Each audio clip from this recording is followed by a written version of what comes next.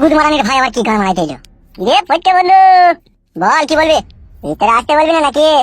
গুদমানি ভাই কাটা খাই নুনে ছিটে দিতে এলো। কি ব্যাপার কি রে, মুখটা নামাইলি রে? না না এমনি, আয় আয়। শাশুড়ি মা ভালো আছে তো? ভালো আছি। কি ব্যাপার শাশুড়ি মা, গলাটা একটু ভারী ভারী লাগলো মনে হইলো তোমার? এ ঠান্ডা লেগেছে, গলায় ব্যথা করছে, এদিকে কি বলবি বলগা? কোনো অসুবিধা নাই তো মা? এ কোনো অসুবিধা নাই রে মারাই রায়। হ্যাঁ বল কেন এলি? তুই জানি না কেন এলাম আমি কিছু জানি না। ওরা যার মেয়ে তাকে ভালো করে জিজ্ঞেস করলে আসবে কি আসবে না। তুই সব কোনো ঝামেলা বাড়াইনি তো? আমার মেয়ে তাই আমি ঝামেলা পাকাবো? যার মেয়ে তাকে বল। ব্যাপার শাশুড়ি মা, মন মেজাজ খারাপ, কেউ কি কিছু বললো তোমাকে? শুনেছি রে, তোমাকে আমি একটা কথা বলছি, ঠিক আছে? তুমি রাগ করো, যা করো আমার সামনে করো। কখনো তেলে আর জলে কখনো মিশ খাই না। মানে কি বলতে চাইছো মা তুমি? মানে হচ্ছে আমি রাজা ভাতা ছেড়ে দিয়ে এই ভিখারি ভাতা ধরে আজ আমার পেটে দুটি দানা পানি নাইকু। আমি খেতে পেছি না, আমার পরনে একটা ভালো শাড়ি নাইকু। আর আমার মেয়ে তোমাকে ভালোবেসে বিয়ে করে আমার মতো কষ্টতে পড়ুক, তা আমি কিন্তু চাই না। আসল কথাটা কি হয়েছে একটু খুলে বলো তো মা আমাকে। বে কিছু হয়নি, তুই বাড়ি যা। যে বাড়ি যেতে বলছে ওকেই জিজ্ঞেস করো কি হয়েছে। কি বে, কি ব্যাপার কি বে? বাল ব্যাপার। শালা হারামি, তুই ভালোবাসা করে আমার শাশুড়িকে বিয়ে করলি, দেখুন খেতে দিতে পারছি না, লাগবে তো? গুদমানি ভাই বুকাচ্ছুদা, আমি কি তোর জন্য ফেসে দিবি? আমার জন্য কেন ফাঁসবি বে তুই? তোর বউ কি বলছে আমার শাশুড়ি? যে পেটে আমার কোনো দানা পানি নাই, আমাকে খেতে দিতে পারছি না। বুকাচ্ছুদা, তুই তো খেতে দিতে পারছিস না বে আমার শাশুড়িকে। তাই তো আমার শাশুড়ি ভাবছে যে আমার মেয়েটার ওই ছেলেটার সাথে বিয়ে দেবো, ও যদি না খেতে দিতে পারে। ওইটাই তো ভাবছি আমি।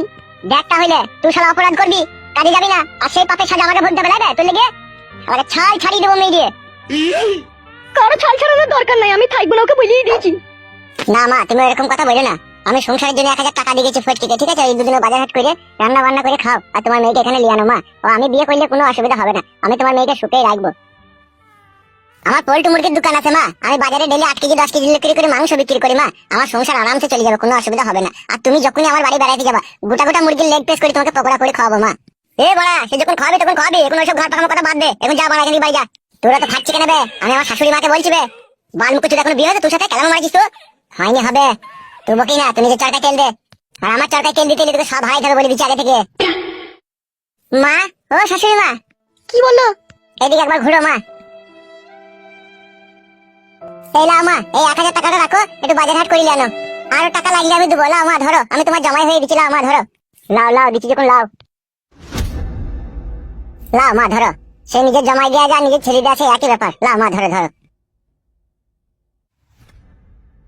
মা বাজার থেকে চাল ডাল আলু পেঁয়াজ নিয়েছে, মুরগির মাংস ফাংস নিয়েছে, রান্না করে খাও। হ্যাঁ মা, আর তোমার মেয়েকে একটু লিয়ে আনার চেষ্টা করো। হ্যাঁ মা, আমি বিয়ে করে নেবো আজকালের মহিলা, তুমি আনলেই হবে। যা যা যা, সে আমি বুঝিয়ে বলবো তখন, যা। আর খবরদার শাশুড়ির সাথে ঝগড়া অশান্তি করিস না, ঠিক আছে? 1000 টাকা যেটা দিলাম ওটা বাজার হাট করে লিখে খা, তারপর আমি আবার ব্যবস্থা করছি।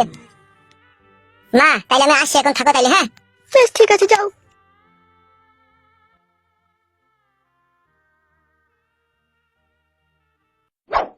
কই গো, পয়সাটা দাও, বাজারটা কই জানি।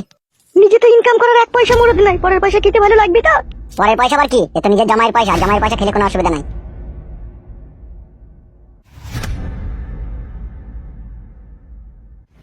বলছি খাসির ভুড়ি একটা গোটা নিয়ে নেবো নাকি? 2-3 দিন খাওয়া হবে। জানি না আমি।